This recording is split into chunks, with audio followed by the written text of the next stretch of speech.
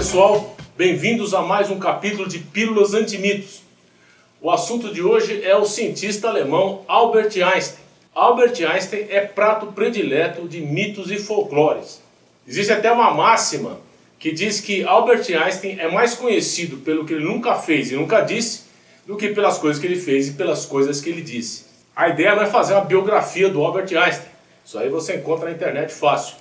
A ideia é só fazer um levantamento aí dos mitos mais famosos e mais perpetuados e propagados. Um dos mitos mais famosos, se não o mais famoso de todos, é aquele que diz que Albert Einstein era mau aluno na escola. Bom, Albert Einstein nasceu em 1879. Então você pode imaginar que ele fez o colégio aí no final do século XIX, na Alemanha prussiana. E na Alemanha prussiana os professores tinham a seguinte visão de hierarquia: primeiro o professor, depois Deus, depois os profetas. Nessa educação da Alemanha do final do século XIX, os alunos tinham que ficar muito comportadinhos, não discutir e seguir as regras do professor direitinho. E o Albert Einstein era exatamente o oposto disso. Einstein era rebelde, procurava caminhos alternativos para estudar. E, aliás, uma coisa, esse mito, por que ele se propaga tão veementemente? Ora, por quê? Esse mito é uma excelente desculpa para aquele aluno que chega em casa com aquele boletim manchado de vermelho e chega para o pai e fala: pai, mas você vê, Einstein também era mau aluno. Então, na Alemanha, nas escolas da Alemanha dessa época, existia o hábito, o costume de, ao final da graduação, o professor, o mestre lá, ele indicava alguns dos seus alunos selecionados, para um estágio remunerado no laboratório de um cientista proeminente na época. Adivinha quem ficou de fora da escolha dos professores? O chato do Albert Einstein. Essa é uma das explicações da existência desse mito. Agora, dizer que Einstein era mau aluno, você vê como Einstein era mau aluno. Aos 16 anos ele publicou seu primeiro papel, sua primeira teoria, intitulada Uma Investigação do Estado do Éter em Campos Magnéticos. Einstein sempre foi mais conceitual, mais intuitivo. Você fala: então tá certo, ele era ruim de matemática. Não, ruim de matemática guardado as devidas proporções. Vai ver a lousa do Albert Einstein lá no colégio para você ver se ele era ruim de matemática. Porém, se a gente for se aprofundar um pouco mais na biografia do Albert Einstein, a gente vai ver que essa história de mau aluno ela não é totalmente infundada. Porém, os fundamentos estão no lugar errado. Durante a sua formação aí, a família do Einstein teve problemas financeiros, etc e tal, e acabaram indo para a Itália, ficou aí com algumas falhas aí no ensino médio. Aí depois da Itália ele aplicou aí, foi entrar no vestibularzinho ali da Politécnica de Zurique, na Suíça, e não foi muito bem no exame, mas ele acabou entrando justamente porque ele foi bem em matemática e física. Einstein não era ruim de matemática, porém não era raro ele precisar de matemática avançada. Então aí ele recorria aos colegas, aos professores. Quem ajudou muito o Albert Einstein na matemática foi a Mileva, uma ex-aluna dele com quem ele acabou se casando. E para fechar essa história do Einstein é mau aluno, também ele tinha alguma dificuldade de falar, ele pensava antes de falar demais, sei lá, talvez tivesse alguma dislexia, alguma coisa parecida que na época foi mal interpretada. Enfim, Einstein era um aluno coisa nenhuma, isso é desculpa de cara que vai mal na escola. Um outro mito diz respeito à bomba nuclear. Aliás, quero aqui fazer um parênteses, muita gente fala bomba atômica. Quando se fala bomba atômica, esse não é um nome apropriado, mas certo é falar bomba nuclear, pois a bomba nuclear lida com a estrutura interna do átomo, o núcleo do átomo. E a bomba atômica pode ser uma bomba química, pode ser dinamite. Enfim, então o mito relacionado com a bomba nuclear é o que Einstein foi o responsável pelo bombardeamento no Japão no final da Segunda Guerra Mundial. É comum você ver aí aqueles documentários com um cogumelo atômico e o rosto do Einstein emergindo da devastação nuclear. Bom, esse é o mito. Vamos aos fatos. Aí no final da Segunda Guerra Mundial, meados dos anos 40, os cientistas já estavam bem avançados no conhecimento do núcleo do átomo. Já sabiam que no núcleo do átomo poderia se extrair uma quantidade grande de energia. Os estudos ocorriam na Europa, especialmente na Alemanha, e nos Estados Unidos. Só que os Estados Unidos estavam ficando para trás. E alguns cientistas já sabiam que poderia ser feito um artefato nuclear a partir da fissão do núcleo atômico. Ou seja, criar uma bomba com uma capacidade de destruição nunca antes vista. Um cientista húngaro, Leo Szilard, estava ciente dos avanços dos alemães em relação a esse artefato nuclear. E ele resolveu alertar o presidente dos Estados Unidos na época, que era o Franklin Delano Roosevelt. Porém, esse cientista húngaro achou que não tinha proeminência suficiente para que seu alerta fosse considerado aí pela cúpula da administração americana. Nessas alturas, Albert Einstein já era bastante conhecido, era talvez o cientista mais importante, talvez uma das maiores personalidades do mundo na época. Então esse cientista húngaro apenas pediu para o Einstein abonar a carta, assinar embaixo. E foi isso que Albert Einstein fez. E a isso se limita a participação do Einstein na construção, na fabricação da bomba atômica dos Estados Unidos. Então Albert Einstein não pediu para jogar bomba em lugar nenhum. Como todo mundo sabe, esse alerta foi levado a sério, resultou na construção de um projeto Manhattan, onde aqueles cientistas todos se reuniram e conseguiram fabricar a bomba nuclear antes dos alemães e todo mundo, o resto é história. Um outro mito é aquele que diz que Albert Einstein recebeu o prêmio Nobel pela teoria da relatividade. Albert Einstein recebeu o prêmio Nobel pelo efeito fotoelétrico em 1921. A publicação da teoria da relatividade ocorreu em 1905, da relatividade restrita, em 1915, da relatividade geral. E pelo caráter extremamente revolucionário do conteúdo dessas teorias, a comunidade científica demorou bastante tempo para levar a sério os desdobramentos dessa revolucionária teoria a respeito de espaço, tempo e gravidade.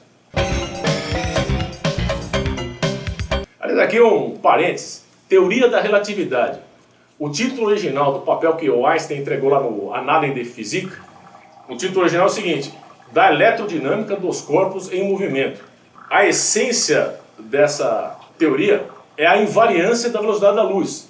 Aconselhado por um outro cientista, tenho certeza, talvez foi Max Planck, ele falou: Albert Einstein, esse título é muito complicado, faz um título com um apelo popular maior, porque senão ninguém vai entender. E o Einstein a princípio aceitou, e depois se arrependeu amargamente, pois em primeiro lugar, teoria da relatividade não faz jus ao conteúdo da teoria. Em segundo lugar, esse troço de relatividade virou substrato para as mais diversificadas correntes filosóficas, esotéricas e sobrenaturais. A partir desse momento, os filósofos de botequim passaram a declarar que tudo no mundo é relativo, botando a culpa no Albert Einstein. Um outro mito diz respeito à famosa equação E igual a mc ao quadrado. Uma equação famosa, aliás, provavelmente a mais famosa das equações na face da Terra. É a mais famosa e ao mesmo tempo a mais difamada. Em primeiro lugar, a E igual a mc ao quadrado não consta da teoria da relatividade, nem da restrita nem da geral. E além do mais, o conteúdo dessa equação não tem relação direta com os aspectos da relatividade. Muita gente acha que a coisa mais importante, o reconhecimento do Albert Einstein, se deu pela teoria da relatividade restrita, publicada em 1905. Aliás, 1905 é conhecido como um ano milagroso para o Albert Einstein. Ele publicou 4 papéis. Um sobre o efeito fotoelétrico, do qual ele recebeu o prêmio Nobel em 1921. O efeito browniano, um estudo sobre o efeito browniano, que de uma certa forma comprovou a existência do átomo. A famosa equação, E igual a mc ao quadrado, e a teoria da relatividade. Então, em 1905, ele publicou esses 4 papéis que têm uma importância fundamental na física. Porém, a teoria da relatividade tinha alguns problemas. Primeiro que ela revolucionava a teoria anterior, que era a teoria mais bem sucedida, mais consagrada na história da humanidade, que eram as leis do movimento do seu Isaac Newton. As leis do movimento do Isaac Newton funcionavam perfeitamente. Então por que veio um cara inventar história em cima do Isaac Newton?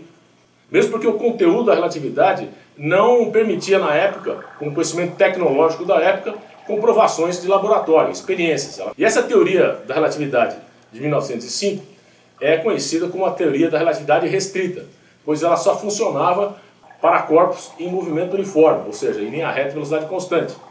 Finalmente, depois de 7 anos de intenso trabalho, ele apresentou a teoria da relatividade geral, essa sim englobando todo tipo de movimento e formulando uma nova teoria da gravitação. Um outro mito diz que apenas um punhado de pessoas na face da Terra é capaz de entender os trabalhos do Einstein, especialmente a teoria da relatividade. Isso é lamentável, pois afasta muitas pessoas aí de tentar entender um pouco mais a fundo qual é o conteúdo da teoria da relatividade. Hoje existe aí uma quantidade enorme de material, livros, áudio, filmes, documentários, que se propõem a explicar a teoria da relatividade para leigos, privilegiando o conteúdo, os conceitos, os aspectos qualitativos, sem fórmula, sem equação, nada. Porém, os conceitos são relativamente fáceis de se entender com um pouco de boa vontade. Se você conhece uma fotografia do Albert Einstein, é aquela que ele está descabelado com a língua de fora. A foto mais divulgada pelo seu caráter de gênio maluco. Essa foto foi tirada já no final da vida do Albert Einstein. Einstein morreu em 1955, lá em Princeton, em New Jersey, Estados Unidos. Einstein gostava especialmente dessa foto, pois além de grande cientista e grande intelectual, era mestre em marketing pessoal. A partir daí, Einstein passou a se dedicar no campo científico à unificação das forças, das 4 forças da natureza conhecidas até então. Trabalhou na tentativa da unificação até o fim da vida, em 1955. Não conseguiu unificar as teorias, aliás, ninguém conseguiu até hoje. Porém, aí, a partir de 1920, começou a tomar corpo a mecânica quântica. Numa simplificação criminosamente grosseira, a gente pode dizer que a mecânica quântica está fundamentada nas probabilidades e na incerteza. E Einstein não admitia essa incerteza nem a probabilidade. Ele achava que o universo, o movimento das partículas, poderia ser determinado. E o pessoal lá de Copenhague dizia que não. A figura mais proeminente aí, o mestre de toda essa turma da mecânica quântica é o Niels Bohr. Durante anos aí Einstein discutia com o Niels Bohr, fez palestras, juntou aí com Podolsky e Rosen, tentando renegar aí esse indeterminismo das partículas. Então, numa dessas conversas, nesses debates aí acalorados com o Niels Bohr, o Albert Einstein virou e falou para o Niels Bohr o seguinte: Deus não joga dados com o universo. Aliás, a frase exata é: difícil dar uma espiada nas cartas de Deus, mas que ele joga dados com o universo, isso eu não posso acreditar por um simples momento. A resposta do Niels Bohr foi: Einstein, pare de dizer como Deus deve se comportar. Porém, a mecânica quântica foi se consolidando. Aliás, essa mecânica quântica é a teoria científica mais bem sucedida da história da humanidade. Todas as previsões teóricas da mecânica quântica foram provadas em laboratório, em experiências, até a 22ª casa decimal. Então, daí para frente, Einstein se isolou e passou a não ter mais proeminência na comunidade científica e mudou o foco aí para causas sociais, para o sionismo. Porém, isso não diminui em nada a importância do Albert Einstein. Einstein foi um dos maiores cientistas que já passou pela face da Terra, talvez o segundo maior depois de Isaac Newton. Muita gente acha que o trabalho do Einstein foi isolado, sozinho, porém muita coisa do que Einstein apresentou veio aí de ideias já sinalizadas por cientistas que o precederam. Porém, a genialidade do Albert Einstein está na coragem que ele teve de apresentar teorias tão revolucionárias para a comunidade científica, correndo um sério risco. Você sabe como é que é o negócio: o cientista, quando apresenta uma teoria e ela é furada, ele cai indiscreto, e o Einstein tinha essa coragem, tinha essa certeza nas intuições dele. Bom, para encerrar, sabe que o Albert Einstein, além de grande cientista, também produzia citações geniais e bem-humoradas. Eu queria fechar com uma das citações dele, que diz o seguinte: 2 coisas são infinitas, o universo e a estupidez humana. Não tenho certeza a respeito do universo. Desde cedo, Einstein vivia intrigado com o comportamento das ondas eletromagnéticas, da qual a luz faz parte. Já nessa época se sabia a velocidade da luz, aproximadamente 300 mil km por segundo. Então, já aos 16 anos, Einstein realizou uma das suas primeiras experiências mentais. Ele imaginou o seguinte: ele olha para o espelho e vê a sua imagem refletida no espelho. A luz incide sobre o meu rosto, viaja a 300 mil km por segundo, atinge o espelho e eu vejo a reflexão. Enquanto você está parado, nada demais acontece. Enquanto você estiver numa velocidade moderada, nada demais acontece. Agora, o que aconteceria se eu começasse a correr cada vez mais rápido até atingir a velocidade da luz? Será que a minha imagem vai desaparecer do espelho?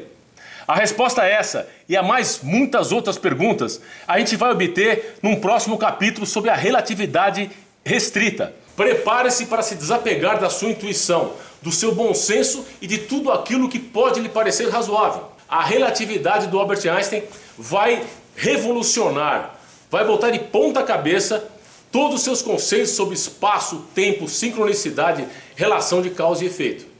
Então aguarde aí essa próxima pílula sobre a relatividade do Albert Einstein. Realmente vai ser um capítulo muito especial. Ok, pessoal? Um abraço.